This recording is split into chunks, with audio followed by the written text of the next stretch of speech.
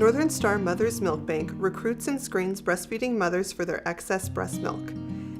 After a donor is carefully screened and approved, she can drop off her donations at the milk bank. For out-of-town donors, we can arrange for shipping with a courier service. When milk arrives in the lab, it is sorted by date and logged into our computer system. These deposits are then returned to the freezer until it will be pasteurized. From our inventory of raw milk, deposits are chosen to be pooled together based on the age of the donor mother's baby. This is done to balance nutritional and immune factors. Milk is put on trays to accelerate the thawing process. It is then put in the fridge to finish thawing overnight. To ensure the milk is delivered to hospitals and the community in regular intervals, staff and volunteers might do this on weekends and even holidays. Before the pasteurization process begins, the lab is properly prepared by our staff. All surfaces are wiped down with antimicrobial wipes and clean tablecloths and towels are set out. All containers that are in contact with the milk are sterilized in an industrial dishwasher 3 times, then covered with foil. Once the lab is prepared, lab staff put on aprons, masks, and hairnets and then scrub in, cleaning their fingernails, hands, and arms before working around open milk. The safety of our milk is our highest priority. We follow the strict standards of HIMBANA, the Human Milk Banking Association of North America, of which Northern Star Mother's Milk Bank is a member. The containers in which donor mums have used to collect their milk are wiped down using clean, single-use cloths. Milk is then carefully poured into flasks. Once each deposit has been poured, the pool is homogenized by swirling and pouring milk from one flask to the next in a series 6 times. Milk is then filtered and poured by hand into sterilized bottles.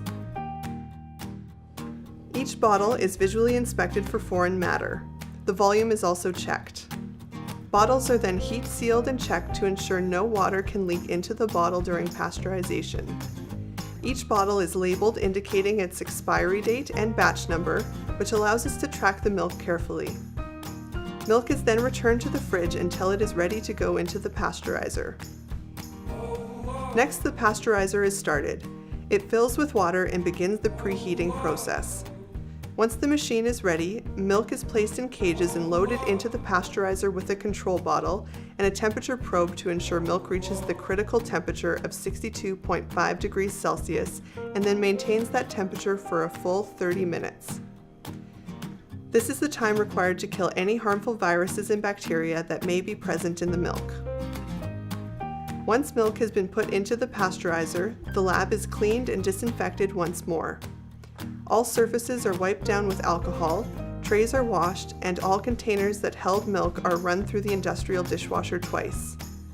All linens are put into laundry bins to be cleaned by a professional linen service. After the 30 minutes of heating, the milk needs to be cooled to 4 degrees Celsius or lower, after which the pasteurizer signals the cycle has been completed. The data from the control bottle is downloaded from the data logger to the computer, and the temperature and pasteurizing time are verified by lab staff. Milk is then removed from the pasteurizer and the bottles are dried off. Lab staff check the level of milk to ensure no seals failed during pasteurization. Milk is then placed into the freezer but is not yet approved for dispensing.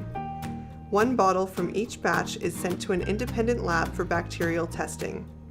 At this lab, milk is cultured for bacteria over 48 hours. After 2 days, lab staff access the results.